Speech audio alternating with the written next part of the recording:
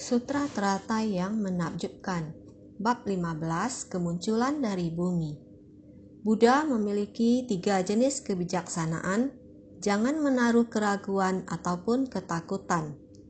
Sinvasyang Sutra Teratai episode 1486.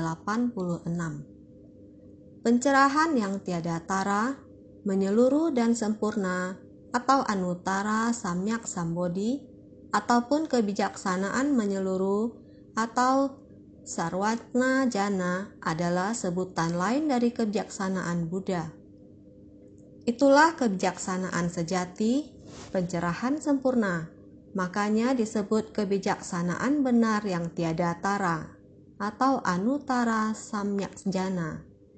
Tiada dharma yang tidak diketahui. Kebijaksanaan ini adalah sempurna, terang dan pasti. Makanya disebut kebijaksanaan menyeluruh. Sarvatna Jana. Harus sepenuh hati mengerti. Pencerahan yang tiada tara, menyeluruh dan sempurna, atau Anuttara Samyak Sambodhi. Istilah ini sering kita ucapkan, sering kita lihat ketika membaca, dan sering kita dengar ketika mendengarkan. Kita sering melihat dan sering mendengarnya, sehingga kita harus familiar dengannya. Kata bendanya mewakili dan mengungkapkan kebijaksanaan menyeluruh atau Sarvatna Jana. Jadi yang didapatkan adalah pencerahan menyeluruh dan sempurna. Menyeluruh ini sangat benar. Ini adalah keadaan pencerahan sepenuhnya. Tiada kebingungan, murni dan tiada ternoda. Sangat sederhana. Keadaan pencerahan seperti itu, kita harus dapat mengetahui bahwa menggunakan bahasa atau kata-kata apapun, tidak ada yang lebih tepat dari kata-kata ini, yang dapat menggambarkan kemurnian dan kejernihan pikiran Buddha yang tercerahkan. Hanya bisa menggunakan pencerahan menyeluruh dan sempurna, ditambah tiada tara, yaitu tiada banding. Dengan demikian, menjangkau seluruh alam semesta dan memenuhi seluruh alam dharma. Benar-benar tercerahkan. Dalam istilah di dalam ajaran Buddha, kemudian dijelaskan kembali tentang kebijaksanaan menyeluruh atau Sarvatna Jana. Inilah Buddha menggambarkan kondisi ketika Buddha tercerahkan, yakni kebijaksanaan menyeluruh, yang juga mencakup segala materi dan fenomena yang ada di alam semesta. Semuanya termasuk di dalamnya. Begitu agungnya, tetapi juga begitu kecil dan halus. Kecil dan halus sampai seukuran sebutir debu. Kecil dan halus sampai seukuran bakteri. Tiada satu ajaran kebenaran yang tiada diketahui. Sehingga disebut kebijaksanaan menyeluruh atau Sarvatna Jana. Semuanya telah masuk di dalamnya. Inilah pencerahan sempurna yang tiada tara.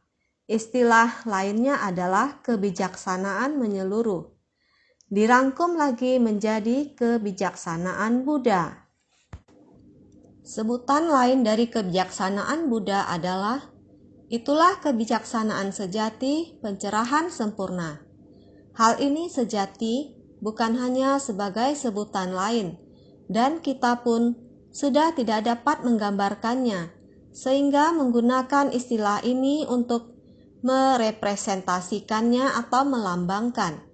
Sejati adalah benar-benar sungguh ada. Kebijaksanaan seperti ini sempurna memenuhi seluruh alam. Dharma pada alam semesta ini, seperti inilah pencerahan ini, kebijaksanaan dari pencerahan ini, tiada satu hal pun yang tidak diketahui, yakni tiada dharma yang tidak diketahui, tidak satu tempat pun yang tidak didiami, yang disebut pencerahan sempurna.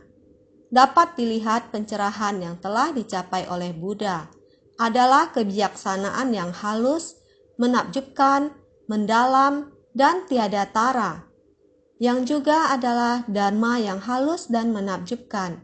Segala hal diketahui tanpa kecuali. Makanya disebut kebijaksanaan benar yang tiada tara atau anuttara samyak jana. Kebijaksanaan benar yang tiada tara atau anuttara samyak jana, tidak ada yang lebih benar dari kebijaksanaan ini. Itulah yang paling benar. Di dalam Sutra Teratai juga mengatakan demikian. Ajaran Buddha, kebijaksanaan Buddha, dan kesadaran Sang Buddha berada di mana-mana. Tidak ada sesuatu pun yang tidak diketahui dan tidak dipahami secara menyeluruh. Oleh karena itu, tiada dharma yang tidak diketahui. Ia adalah kebijaksanaan ini adalah sempurna, terang dan pasti, bentuknya bulat dan sangat sempurna. Ia bisa sangat-sangat jernih. Dharma seperti apa yang dapat kita analisa secara detail? Dianalisa secara menyeluruh dari keseluruhan dan secara keseluruhan pelan-pelan dianalisa oleh kita. Dianalisa hingga benar-benar kosong dari prinsip kebenaran ini. Setelah dianalisa hingga benar-benar kosong, kita dapat menunjukkan ketakjuban dalam kekosongan. Kebenaran sejati yang menakjubkan. Dari kebenaran sejati ini membuat kita memenuhi alam dharma pada alam semesta ini. Segala prinsip kebenaran membuat kita dapat memasuki kerumunan orang. Terkondisi yang bajik, di batin tiada rintangan karena tiada rintangan. Memasuki ke dalam kerumunan orang dan melakukan perbuatan dharma bajik, atau dari apa yang kita lakukan di dunia, kita bisa dapat melihat dan menyentuh segala kerisauan dunia. Kita mulai membangkitkan tekad masuk ke kerumunan orang banyak. Bagaimana kita menyelesaikan segala macam kesulitan yang kita temui di antara orang dengan Buddha Dharma, orang yang belajar Dharma, begitu banyak kerisauan. Bagaimana kita dapat memperkuat batin pencerahan kita? Bagaimana mengurangi kerisauan ini menjadi nol, menjadi tidak ada? Ada kebijaksanaan seperti ini untuk menganalisanya. Ada berbagai jenis penderitaan dan kerisauan, karena kita tahu bahwa penderitaan berasal dari sebab akibat. Akhir kehidupan manusia sangatlah menderita, karena buah balasan tidak langsung dan buah balasan langsung mereka. Mereka demikian menderita, tidak berdaya. Ini adalah karma kolektif para makhluk. Sekarang, kehidupan seperti ini, di lingkungan yang besar ini, di tempat itulah mereka dilahirkan. Juga merupakan karma kolektif semua orang. Anda miskin, saya juga miskin. Anda menderita, saya juga menderita. Di lingkungan besar ini, di negara yang sangat miskin ini, yang mereka bisa lakukan adalah menatap satu sama lain tanpa daya. Tidak hanya miskin, juga kekurangan sumber materi. Mereka terlahir dan menjalani kehidupan dalam kemiskinan dan penderitaan seperti itu. Dengan apa yang saya katakan sekarang, dalam pikiran semua orang seharusnya juga berpikir negara-negara tertentu mana di dunia yang dilaporkan dalam berita, dalam ingatan kita di tempat mana yang sangat miskin dan banyak penderitaan. Tidak hanya miskin, mereka juga kelaparan. Dapatkah kita membantu mereka? Sangatlah sulit. Apakah tidak ada harapan untuk menolong mereka? Ada. Membutuhkan kekuatan tenaga banyak orang untuk mengubah sedikit batin mereka, menginspirasi batin cinta mereka dan hati mereka yang penuh kasih sayang. Tidak rela melihat para makhluk berada dalam kesulitan, menjalani penderitaan yang luar biasa ini. Mereka hidup di alam hantu kelaparan dan neraka di bumi. Dengan jelas kita melihatnya. atau penderitaan mereka. Kita mengetahui istilah-istilah ini, alam neraka dan alam hantu kelaparan, yang disebutkan dalam Sutra Buddha. Tetapi di mana alam neraka dan alam hantu kelaparan berada, karena kita tidak dapat melihat mereka, kita tidak dapat memahami bagaimana rupa mereka.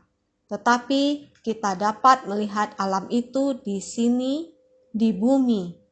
Meskipun kita tidak bisa pergi ke sana, namun teknologi masa kini dapat menampilkan gambar kembali, jadi kita dapat melihatnya. Saat ini transportasi sudah sangat maju. Jika kita mempunyai keinginan untuk menuju ke sana, meskipun memakan waktu puluhan jam, 10 atau 20 jam, betapapun sulitnya, kita dapat sampai di tujuan jika kita punya tekad. Namun saat ini, di dunia ini, kita tidak dapat pergi kemanapun sesuka hati kita. Ada peraturan internasional. Setiap negara terdapat hukum dan undang-undang masing-masing. Antara satu negara dengan negara lain, mungkin ada atau mungkin tidak ada hubungan diplomatik. Ini merupakan kendala lainnya. Bagaimana kita dapat mengatasi kendala-kendala tersebut? Selama kita mempunyai tekad, itu bukanlah mustahil. Secara global, ada juga organisasi internasional yang dapat mengatasi kendala tersebut dan membantu menghubungkan organisasi untuk mencari cara mengantarkan cinta kasih ke tempat yang membutuhkan. Pada tahun 2017, seperti yang terjadi di Gunung Siji, terjadi banjir besar. Barang-barang kita yang sangat banyak harus sangat cepat dikirimkan dengan pesawat terbang. Pesawat harus melakukan transit. Barang-barang ini akan mendarat di suatu negara. Kemudian lanjut dipindahkan lagi ke penerbangan lainnya. Semuanya membutuhkan waktu 4 hari untuk sampai. Orang-orang itu bisa diselamatkan tepat waktu, tetapi biaya pengiriman melalui udara sangat mahal. Jika kita memikirkan menyelamatkan nyawa, maka nyawa tidak bisa dinilai. Oleh karena itu, kita harus cepat mengirimkan.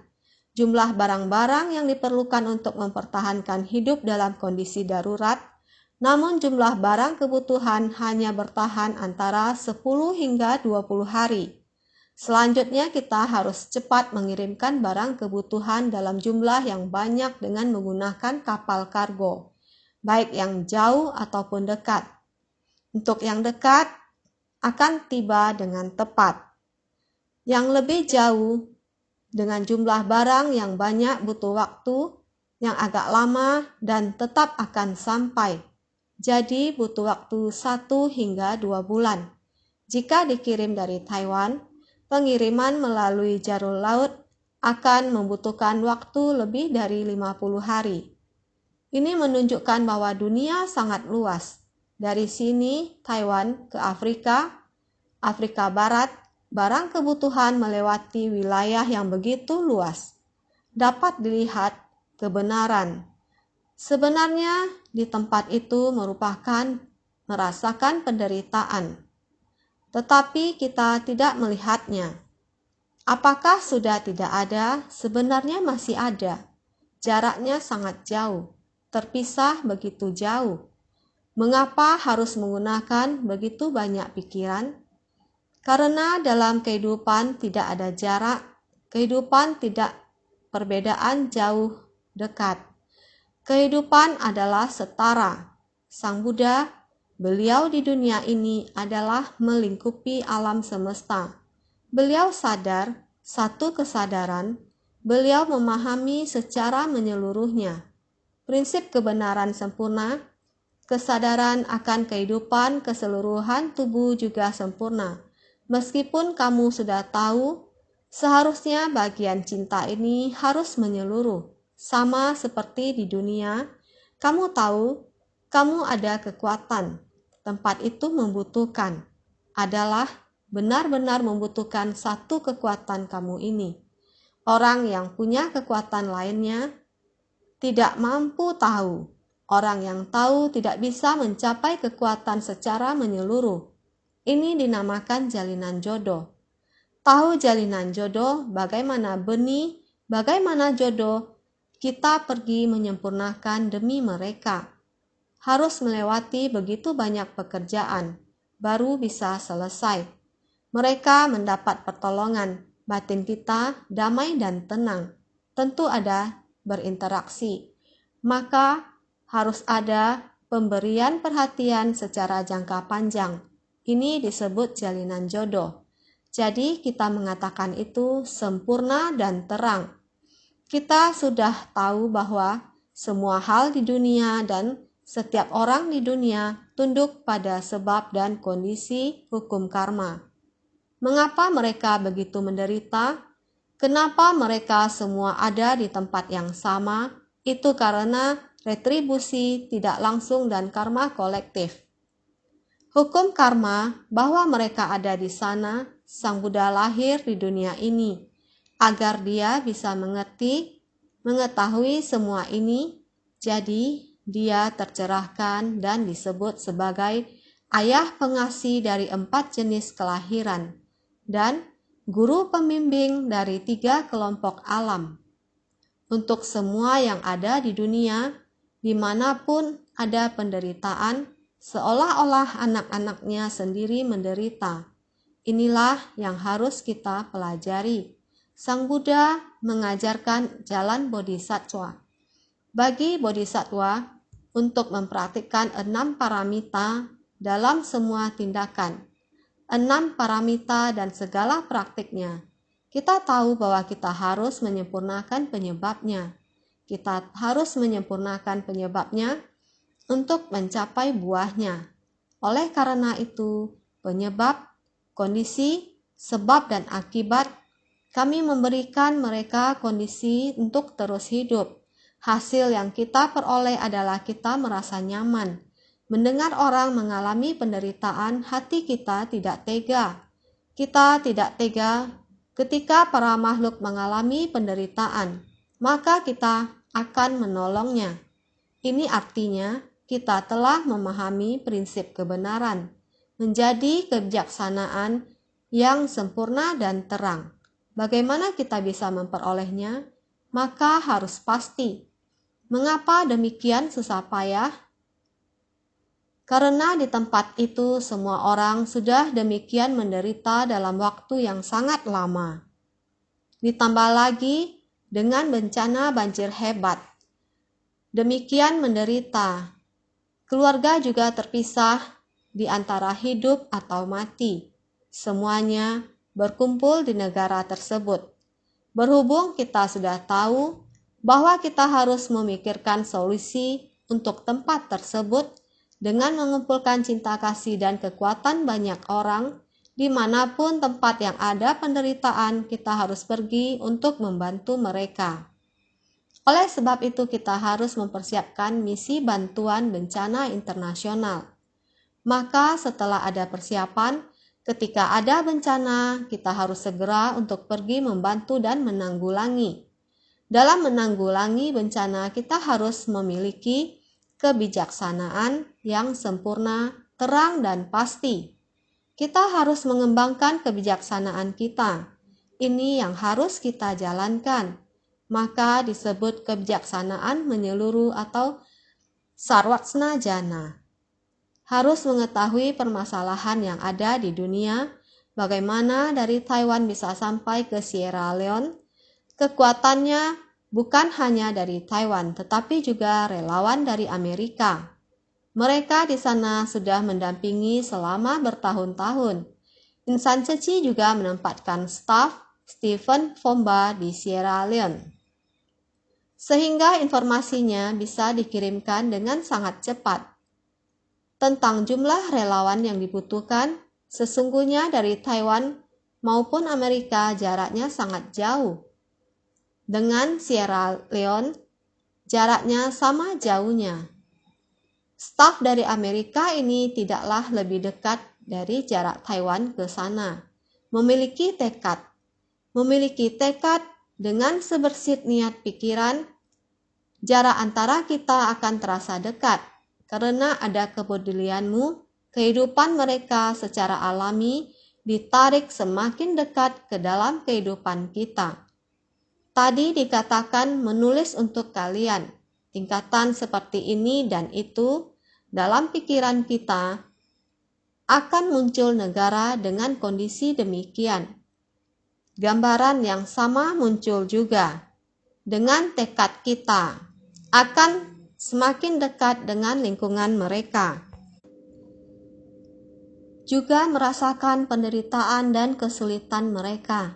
Kita dapat segera merasakan dan memahami kondisi tersebut. Timbul rasa tidak tega dalam diri kita. Semua orang mengumpulkan tenaga. Kita pada mulanya memiliki persiapan seperti ini.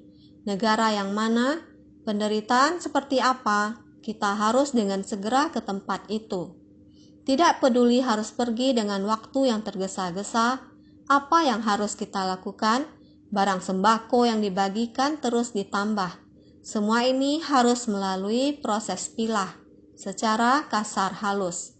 Tidak peduli harus dikirim lewat udara, lewat air, dalam jumlah besar atau dengan segera, semua harus bisa dipilah. Jadi sebenarnya, kemahatauan atau sarwadnata, pengetahuan akan jalan pencerahan atau marga nata. Bagaimana menapaki jalan ini? Kebijaksanaan menyeluruh atau sarwajana, semua ini sangat dibutuhkan. 3. Kebijaksanaan Trijana. 1. Kemahatauan atau sarwajnata. 2. Pengetahuan akan jalan pencerahan atau marganata. 3. Kebijaksanaan menyeluruh atau sarwata jana. Itulah kebijaksanaan Buddha. Segala jalan merujuk pada segala metode ajaran dari para Buddha. Menyeluruh merujuk pada benih sebab dari segala makhluk. Buddha memiliki 3 kebijaksanaan atau trijana. Kebijaksanaan pertama adalah kemahatauan atau sarwatnata. Sudah tahu, kita harus mengetahui semua kejadian yang ada di dunia. Kebijaksanaan kedua adalah pengetahuan akan jalan pencerahan atau marga jannata. Pengetahuan akan jalan pencerahan atau marga nata, kita juga mengetahui bagaimana kita harus menapaki prinsip kebenaran ini. Apakah turun dari langit ataupun daratan, semuanya memiliki prinsip kebenaran. Dari langit juga memiliki rute atau jalan sendiri. Pesawat memiliki rute pesawat. Melewati daratan, daratan juga memiliki rute sendiri. Melewati air, air juga memiliki rute sendiri. Dunia ini sangat luas dan masing-masing memiliki rute sendiri-sendiri. Maka, prinsip yang sama, saya sudah sering mengatakan atau terus-menerus mengatakan, Buddha memberikan kita satu arah tujuan. Jalan harus kita buka sendiri. Kita harus membuka jalan sendiri. Setelah jalan terbuka, maka sudah berada di dunia. Jalan sudah terbuka, di dunia ada berbagai negara yang tak terhitung banyaknya. Dunia yang terhubung secara internasional dan antar negara ini, lautan yang luas, kita tidak boleh menyimpang sedikit pun. Apabila kita menyimpang sedikit saja, maka kita akan tersesat di laut. Demikian juga di udara, juga tidak boleh menyimpang sedikit pun. Maka kita akan tersesat di udara. Sangat bahaya. Demikian juga dengan daratan. Seperti orang yang sedang mendaki gunung, orang yang sering mendaki gunung apabila sedikit menyimpang, maka akan tersesat di gunung. Oleh karena itu, kita harus memiliki arah tujuan. Kita hendaknya melangkah dengan mantap, sama halnya dalam pembinaan atau melatih diri. Setelah memiliki arah, kemudian memutuskan tujuan mendasar kita, apa yang kita bina dalam mazhab Zeci. Maka kita harus dengan sepenuh hati fokus pada mazhab ini dan mempraktikannya dalam tindakan nyata. Tujuan mendasar dan arah kita harus mengetahuinya, yaitu kemahatahuan atau sarwatsnata. Pengetahuan akan jalan pencerahan atau margatsnata. Masih ada yang ketiga, yaitu kebijaksanaan menyeluruh atau sarwata jana. Kebijaksanaan menyeluruh sarwata jana yaitu mencakup kemahatahuan atau sarjatnata dan pengetahuan akan jalan pencerahan margatsnata. Disimpulkan menjadi kebijaksanaan menyeluruh atau sarwata jana. Kebijaksanaan menyeluruh atau sarwata jana adalah sebutan lain dari kebijaksanaan Buddha. Inilah kebijaksanaan Buddha, dapat menggabungkan 3 kebijaksanaan menjadi satu. Itulah kebijaksanaan Buddha, sehingga dikatakan segala jalan adalah segala metode ajaran dari para Buddha. Jalan ini adalah jalan yang dilalui oleh para Buddha dan Bodhisattva. Arahnya adalah kebijaksanaan menyeluruh, sarwata jana. Dapat memahami segala kebijaksanaan dan arah dari jalan ini. Oleh karena itu, kebijaksanaan menyeluruh atau sarwata jana adalah memahami hukum karma dari semua makhluk hidup. Jika kita dapat menggabungkan 3 kebijaksanaan ini menjadi satu, ketika kita berada di tengah orang banyak, kita tidak akan tersesat. Inilah ajaran Buddha. Kita harus dapat menemukan kembali dan kembali kepada sifat hakiki kita yang demikian adanya. Kita harus mampu menapaki jalan yang seperti itu. Kita harus berjalan menuju tujuan mendasar dan arah kita. Jadi, sutra selanjutnya mengatakan, kemampuan gaib yang leluasa dari semua Buddha, kekuatan yang tangkas bersemangat seperti singa dari semua Buddha, kekuatan gagah perkasa dan kekuatan besar dari semua Buddha. Sutra Teratai bab 15, kemunculan dari bumi. Artinya, arah kita harus benar. Untuk mengerahkan kekuatan kita dan kecepatannya, kita harus cepat dan tidak boleh malas. Kita harus giat bersemangat. Giat bersemangat artinya tidak mundur. Kita harus memiliki kekuatan gagah perkasa dan kekuatan besar. Sepenuh hati menuju ke depan. Naskah sutra selanjutnya mengatakan, pada ketika itu, Bhagawan karena ingin mengemukakan kembali maksudnya, berkata dalam bentuk syair, engkau seharusnya giat bersemangat dan satu hati. Aku ingin menjelaskan hal ini. Janganlah menaruh keraguan ataupun penyesalan. Kebijaksanaan Buddha adalah tidak dapat dibayangkan. Sutra Teratai bab 15, kemunculan dari bumi. Buddha Sakyamuni memberitahu semua orang, kita harus berada di arah yang benar. Kita harus menggenggam kesempatan. Kita harus giat bersemangat. Naskah sutra sebelumnya telah membuat kita lebih paham. Karena isi dari naskah sutra sangat penting, maka dia mengulang dalam bentuk syair dan berkata, engkau seharusnya giat bersemangat dan satu hati. Aku ingin menjelaskan hal ini. Janganlah menaruh keraguan ataupun penyesalan. Kebijaksanaan Buddha tidak dapat dibayangkan. Pada saat itu, Bhagawan mulai membabarkan dharma ini, menyemangati semua orang dan memberikan nasihat. Namun dia berharap semua orang dapat mengamalkan sesuai yang diajarkan, menempuh jalan yang seharusnya dijalani, jangan bermalas-malasan di pertengahan jalan. Menasihati kita demikian. Jadi, engkau seharusnya giat bersemangat dan satu hati. Demikian yang dinyatakan di dalam syair. Pada ketika itu, Bagawan karena ingin mengemukakan kembali maksudnya, berkata dalam bentuk syair, "Engkau seharusnya giat bersemangat dan satu hati."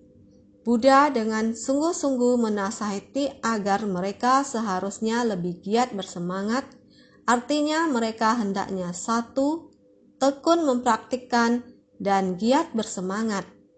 Buddha bersungguh hati dalam mengajarkan kita dan memperingatkan kita. Arah yang benar, kamu hanya perlu berjalan lurus. Jangan berhenti beristirahat. Harus gagah berani dan tekun, baru bisa mempunyai kekuatan besar untuk melaluinya. Demikian Buddha dengan sangat tulus memperingatkan kita dan mengajari kita. Kita seharusnya lebih giat bersemangat, artinya mereka hendaknya satu hati. Kita hendaknya satu hati, batin tidak boleh mundur. Kita hendaknya satu hati dan satu arah. Kita harus tekun mempraktikkan dan giat bersemangat. Inilah yang Buddha harapkan dari kita. Dia dengan sangat tulus mengingatkan dan mengajari kita. Jadi selanjutnya dikatakan, "Aku ingin menjelaskan hal ini. Janganlah menaruh keraguan ataupun penyesalan." Buddha ingin menjelaskan tentang sebab musabab dari urusan besar ini. Menasehati mereka agar jangan menaruh keraguan ataupun penyesalan. Jangan sampai muncul keinginan untuk mundur, sebab ini akan membuat mereka tidak dapat memasuki jalan kebenaran.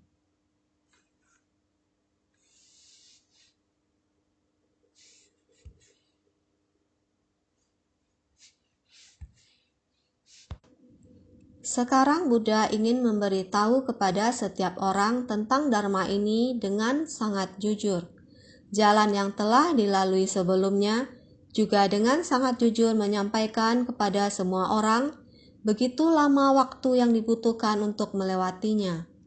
Tak terhitung kalpa yang lalu, masa dia membangkitkan tekad hingga di kehidupan saat ini, kemudian dia membina diri mencapai pencerahan dan pengajaran. Dia mulai menyampaikan tentang seluruh masa lampaunya. Sekarang dia ingin menyampaikan kepada semua orang bagaimana semua ini terjadi, dari mana asal-usulnya ini, agar semua orang bisa tahu. Setelah kalian memahaminya, harus rajin, tekun, dan giat bersemangat. Sekarang tidak boleh kendor. Kita bukan hanya harus rajin, tekun, dan giat bersemangat, kita juga tidak boleh memiliki keraguan. Berhubung sudah begitu lama dan semua orang sudah memahaminya dengan jelas, sekarang kita tidak boleh memiliki pikiran ragu-ragu dengan kata-kata yang akan disampaikannya. Kita harus rajin dan sepenuh hati, yang seharusnya kita tahu, semua orang sudah tahu. Setelah kita tahu, selanjutnya tidak boleh memiliki keraguan lagi. Jadi, Buddha ingin menjelaskan tentang sebab musabab dari urusan besar ini, supaya semua orang mengetahui tentang sebab musabab para Buddha dan Bodhisattva datang ke dunia, dan proses yang dilalui setiap orang. Buddha menasihati kita, jangan menaruh keraguan ataupun penyesalan. Jangan menaruh keraguan, jangan sampai muncul keinginan untuk mundur. Niatnya demikian tulus, jangan sampai mundur. Jika kita mundur, kita akan meninggalkan jalan ini. Jangan sampai mundur, sebab ini akan membuat mereka tidak dapat memasuki jalan kebenaran. Jika kita mundur, maka kita tidak dapat memasuki jalan kebenaran ini. Kebijaksanaan Buddha sungguh tak terbayangkan. Sungguh tak terbayangkan. Ini benar-benar sangat mendalam.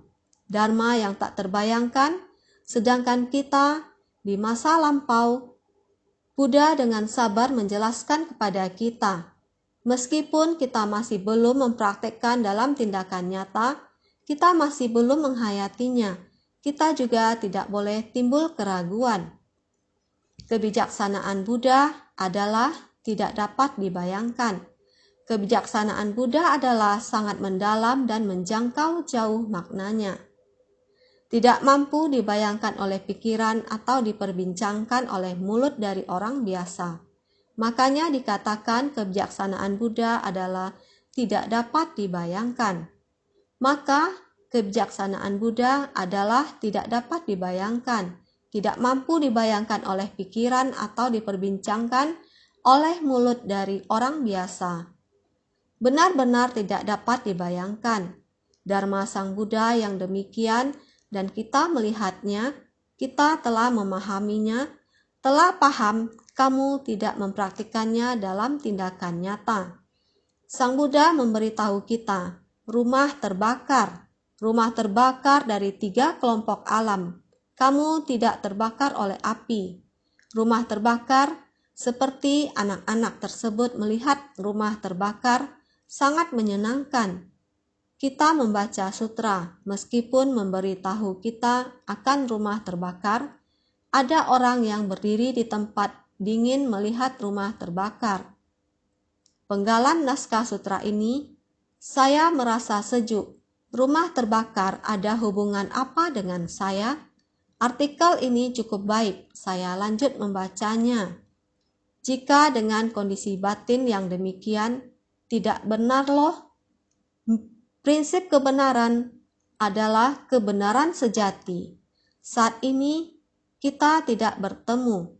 Kita pada saatnya kita bertemu seperti Sierra Leone. Di sana adalah tempat yang paling menderita. Meskipun kita mengetahuinya sudah terlambat dan tak berdaya, maka saat ini kita tidak menghayatinya. Tidak boleh tidak mengetahuinya. Mengetahui, kita juga harus merasakan hal yang sama. Kita juga harus memiliki empati. Jika kamu tidak memiliki empati, mengatakan begitu banyak hal kepadamu juga percuma. Saya sedang sakit. Saya sedang menderita. Saya memberitahu kepadamu kondisi saya. Pada posisi dia, dengan demikian berpengertian, harus mengatakan apa lagi? Sudah tidak ada yang perlu dikatakan. Prinsip kebenaran yang sama, maka kita harus memiliki empati. Saat ada penderitaan di tempat yang jauh, kita harus pergi ke sana untuk menolong atau bersumbangsi. Adapun orang di sekitar kita, kita harus merawat mereka. Kita harus penuh perhatian, kita harus memiliki empati. Dengan adanya empati, orang baru bisa bangkit kembali. Hanya dengan empati, kita baru bisa mengembangkan kebijaksanaan kita. Jika kita tidak memiliki empati, maka kita akan selamanya terjebak dalam keseharian kita yang berlalu dengan sia-sia. Kita akan terjebak dalam balasan karma langsung dan karma lingkungan. Ini akan menjadi jalinan karma kita. Kehidupan demi kehidupan kita mengikuti jalinan karma kita, mengumpulkan jalinan karma buruk, lalu selamanya kebijaksanaan ini pastinya tidak dapat menjadi bagian dari kehidupan bijaksana kita dan tidak dapat berkembang. Karena kita tidak menyerap bekal kebijaksanaan, bekal tidak membasahi jiwa kebijaksanaan kita. Masalah orang lain kita anggap itu adalah milik orang lain. Jadi kebijaksanaan di dalam kerumunan orang banyak kita tidak mendalaminya. Kerisauan adalah sumber pencerahan. Kerisauan orang lain kita harus membangkitkan kebijaksanaan kita. Kondisi ini dikatakan pun tidak akan jelas. Seharusnya menggunakan kondisi baru kita akan menerimanya. Untuk menginspirasi kita. Ini semua memberi pengajaran dan peringatan kepada kita. Ini tanpa disadari, selamanya tidak berguna. Jadi dikatakan, bukan kita sebagai orang awam, orang yang tidak ingin tekun bersemangat, segala cara untuk menghayati kebijaksanaan Buddha. Kebijaksanaan dari Buddha mengandung prinsip kebenaran yang sangat dalam. Bagaimana kita mengetahuinya? Di tempat yang dekat, kita harus memiliki hati empati, baru kita dapat menghayati isi hatinya. Batin di antara orang-orang begitu dekat. Aspek batin atau psikologi pun tidak dapat dihayati. Masalah di dunia, materi, fisika, dan tubuh fisiologi, bagaimana kita bisa menghayatinya? Kemahatauan, sarwacnata, kita bagaimana datangnya? Pengetahuan akan jalan pencerahan, margatsnata, bagaimana datangnya? Kemahatauan, sarwacnata, kebijaksanaan menyeluruh, sarwata jana, bagaimana kita menyempurnakannya? Tidak mampu. Jadi, bahkan kemahatauan, sarwacnata saja kita tidak dapat melakukannya. Kondisi batin semua orang, kondisi kehidupan semua orang, kondisi kehidupan sehari-hari, bahkan kita tidak dapat menghayatinya. Bagaimana kita bisa menghayati masalah penderitaan di dunia ini? Saat masuk ke kerumunan orang, harus senantiasa mengerti dan mempelajari orang lain. Maka dikatakan bahwa kerisauan adalah sumber pencerahan. Di dalam kerumunan orang terdapat begitu banyak kerisauan. Saat kita masuk ke kerumunan orang, kita baru akan tahu atau memahami, baru ada cara untuk menumbuhkan kebijaksanaan kita dengan merasakan penderitaan. Dengan menggunakan empati merasakan penderitaan, barulah dapat menumbuhkan diri kita, mampu membasahi jiwa kebijaksanaan kita. Saya sering menggunakan perumpamaan bunga teratai mekar di dalam kolam teratai. Kolam tersebut dapat memelihara bunga teratai agar terus bertumbuh. Ialah dalam kolam teratai tersebut, tetapi kolam teratai adalah lumpur. Lumpur ini dikarenakan bunga teratai sendiri, barulah dapat membuat dia atau bunga teratai menjadi begitu indah. Jika kita memiliki kolam teratai, kita akan menikmati keindahan bunga teratai. Prinsip yang sama, jika kita memasuki kerumunan makhluk yang penuh dengan kerisauan, kita akan mengerti bahwa bukan hal yang mudah dan asik untuk masuk ke dalam kerumunan orang banyak, tetapi harus ke kerumunan orang banyak untuk benar-benar menyelidiki, menganalisa prinsip kebenaran. Inilah yang dinamakan bodhisattva. Maka jika kita ingin mempelajari jalan bodhisattva, kita harus mengerti, memahami maksud hati Buddha. Harus mengerti hati Buddha, memahami maksud Buddha.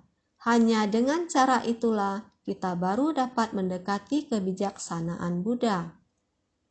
Oleh karena itu, Dharma Buddha yang sangat dalam, makna dan prinsipnya mendalam dan menjangkau jauh, tidak dapat dimengerti oleh orang awam.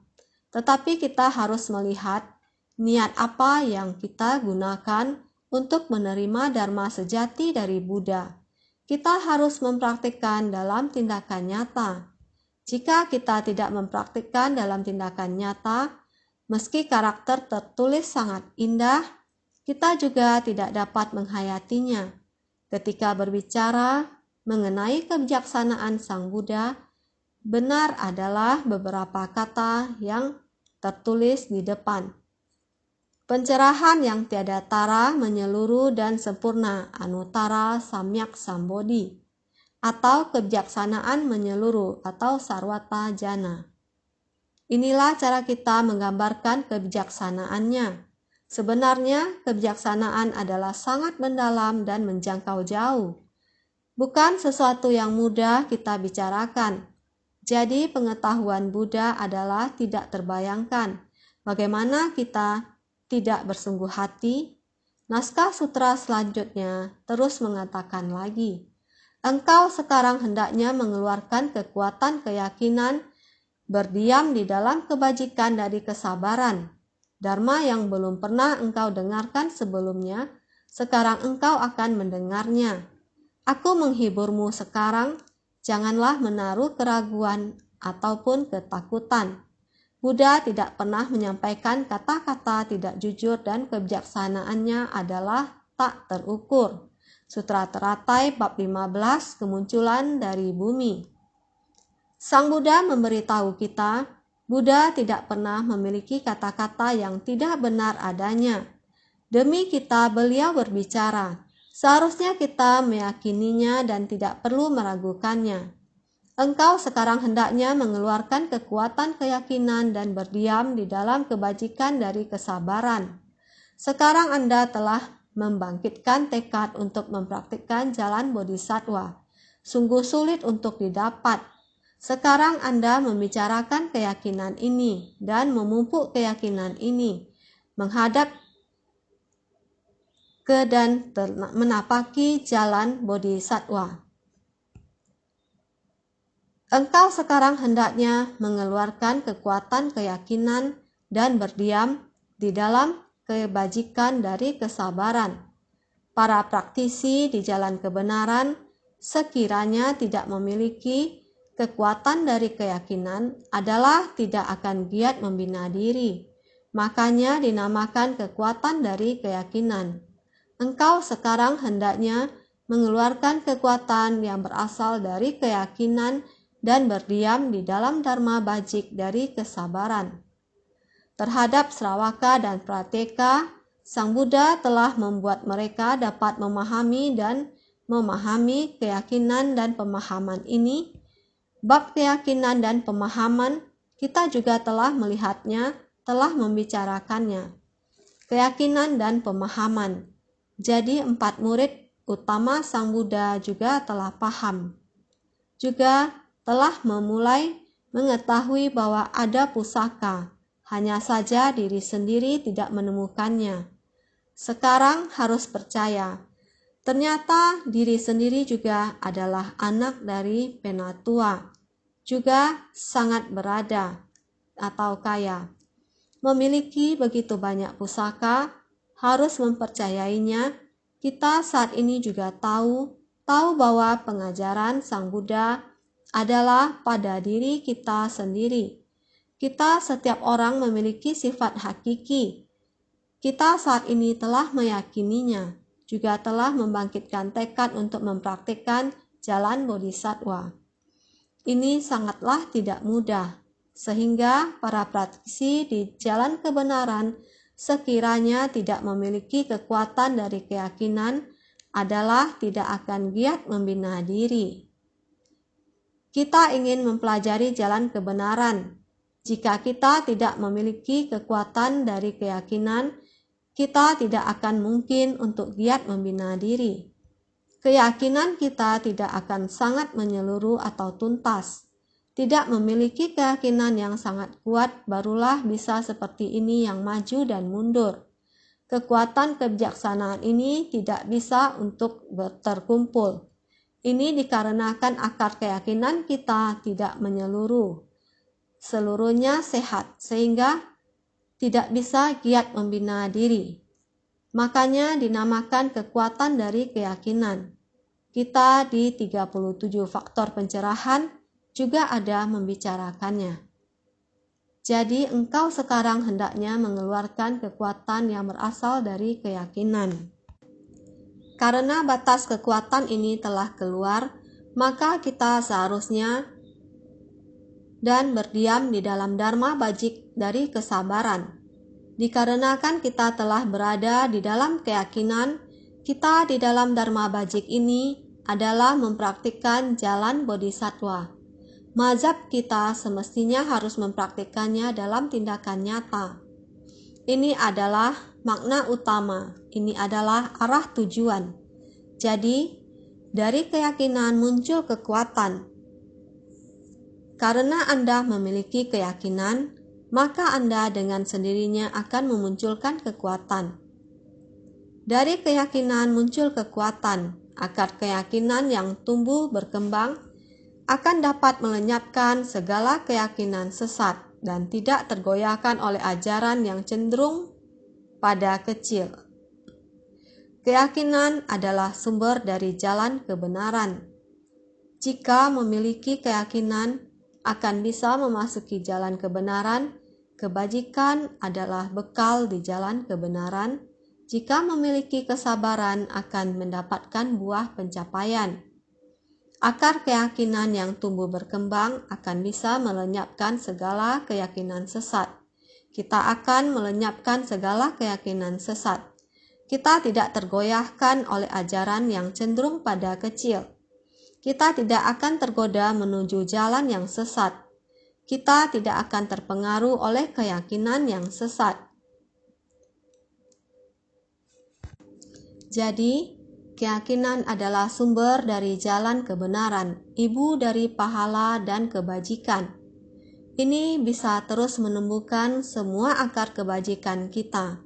Kita selalu mengetahui ini. Jika memiliki keyakinan akan bisa memasuki jalan kebenaran, kalau kita menumbuhkan akar keyakinan kita, maka dengan sendirinya kita akan bisa memasuki jalan ini. Kalau kita mengetahui arahnya, maka kita akan bisa memasuki jalan ini. Hendaknya jangan muncul keraguan dalam diri kita ketika di tengah jalan, ataupun bermalas-malasan. Sekalian keraguan muncul, kita akan menjadi bermalas-malasan. Kita tahu bahwa jalan ini adalah jalan yang benar, namun kita merasa jalan ini sangat panjang, sehingga kita menjadi malas. Di dalam bab perumpamaan kota gaib juga disebutkan, kita tidak boleh demikian. Kita mesti sepenuh hati dan tekun bersemangat. Jadi, kebajikan adalah bekal di jalan kebenaran. Dharma bajik ini adalah melakukan segala kebajikan. Jalan bodhisattva adalah bekal jiwa kebijaksanaan kita. Para makhluk memberikan gizi untuk bekal jalan kita. Jadi kita hendaknya masuk ke tengah orang banyak, membina dharma bajik. Bodhisattva mempraktikkan 6 paramita dan puluhan ribu praktiknya. Ini adalah jalan kita. Semua Buddha dan Bodhisattva juga melewati ini. Jadi jika memiliki kesabaran akan mendapatkan buah pencapaian. Asalkan kita memiliki kesabaran, betapa sulit sekalipun kita akan yakin dan terus melakukannya. Kita akan berkenan dan terus menjalani ini. Jadi, dharma yang belum pernah engkau dengarkan sebelumnya, sekarang engkau akan mendengarnya. Dharma sempurna dan menakjubkan yang belum pernah engkau dengarkan, sekarang engkau akan mendengarkannya dalam persamuhan ini. Dharma yang belum pernah didengar sebelumnya, di masa lalu dharma yang begitu sempurna dan menakjubkan ini, kita belum pernah mendengarnya. Sekarang di persamuhan sutra teratai ini, kita semestinya sudah bisa memperolehnya. Asalkan Anda memulai dari aspek jejak di awal hingga aspek pokok yang dimulai sekarang. Mengingat kembali perjalanan lalu. Bagaimana jalan dilalui dengan sungguh hati. Jadi, aku menghiburmu sekarang, janganlah menaruh keraguan ataupun ketakutan.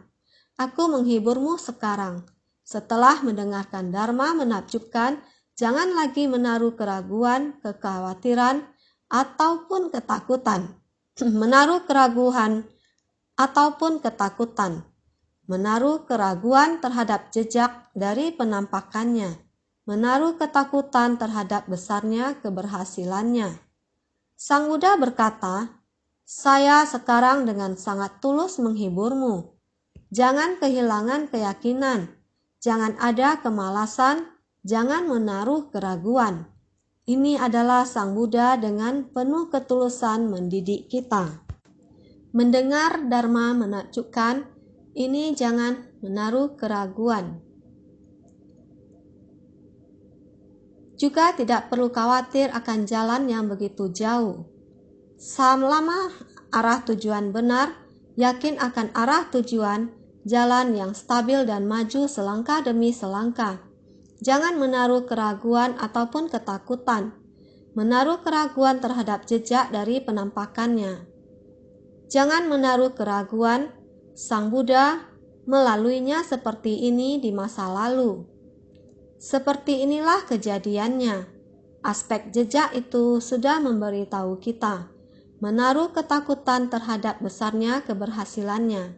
Jangan memikirkannya. Apakah Sang Buddha berjalan begitu lama dan menempuh jarak yang begitu jauh? Apakah benar telah menyelamatkan begitu banyak orang? Orang dengan jumlah yang tak terhitung terus berdatangan, membuat Sang Buddha 3 kali mengubah menjadi tanah suci, mengubah tanah keruh menjadi tanah suci untuk menampung begitu banyak orang. Jangan menaruh keraguan, jangan meragukan yang di masa lalu. Juga tidak perlu cemas dengan apa yang Sang Buddha katakan adalah benar atau tidak. Oleh karena itu, di sini Sang Buddha menekankan hal ini lagi. Buddha tidak pernah menyampaikan kata-kata tidak jujur dan kebijaksanaannya adalah tak terukur. Kalian harus tahu, Buddha tidak pernah menyampaikan kata-kata tidak jujur. Oleh karena itu, kata-kata yang diucapkan oleh Buddha adalah dharma sejati. Buddha tidak pernah menyampaikan kata-kata tidak jujur dan kebijaksanaannya adalah tidak terukur. Setiap kata yang diucapkan oleh Buddha adalah kebenaran, kebijaksanaan. Buddha adalah mendalam, menjangkau jauh dan tak terukur. Benar-benar Anda tidak dapat mengukurnya. Buddha tidak pernah menyampaikan kata-kata tidak jujur. Sama sekali tidak ada kata-kata yang tidak jujur. Sehingga memberi pengajaran pada kita muridnya, mendengar dengan cermat, dengan tulus hati mendengarnya. Mendengar Buddha yang dengan tulus hati memberitahukan kepada semua orang, harus ada ketulusan dengan ketulusan. Harapan mendasar Buddha sepenuh hati hendak menyampaikan kata-kata ini kepada semua orang. Buddha tidak pernah menyampaikan kata-kata tidak jujur. Semua orang harus dengan tulus hati menerimanya. Buddha tidak pernah menyampaikan kata-kata tidak jujur, adalah mengingatkan agar dengan cermat mendengarkan kata-kata tulusnya. Seperti dikatakan, sekalipun mentari dan rembulan bisa jatuh dari langit, sekalipun gunung Semeru bisa diguncang, akan tetapi ucapan dari para Buddha adalah tidak palsu. Sekalipun mentari dan rembulan bisa jatuh dari langit, sutra baik saja guru sering kita lafalkan, mentari dan rembulan bisa jatuh dari langit, gunung Semeru bisa diguncang, akan tetapi ucapan dari para Buddha adalah tidak palsu. Gunung Semeru bisa diguncang. Di dunia mengatakan Gunung Semeru kokoh seperti Gunung Taisan. Kokoh seperti Gunung Semeru, sebenarnya dia juga ada waktunya bisa berguncang.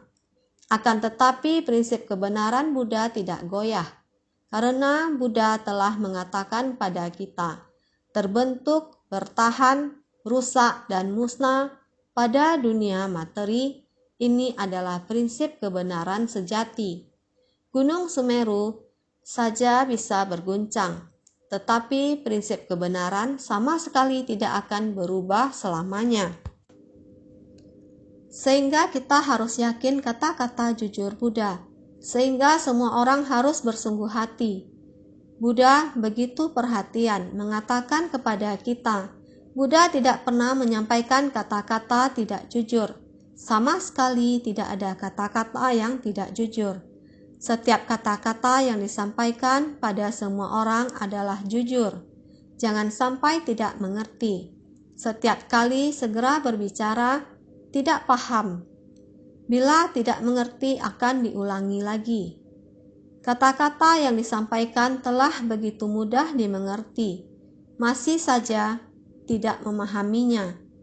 Harus bersungguh hati, harus yakin. Kesungguhan hati yang dipenuhi keyakinan dengan sendirinya dharma yang lebih mendalam pun akan paham. Hendak memahaminya harus dengan tindakan nyata. Sehingga dikatakan hati empati ini Apakah itu aspek batin, aspek tubuh, aspek materi? Segala prinsip kebenaran di dunia memahaminya dengan merata. Dari yang terdekat, kita harus menghayati, memahaminya. Ini hanya satu hal keyakinan, lebih bersungguh hati.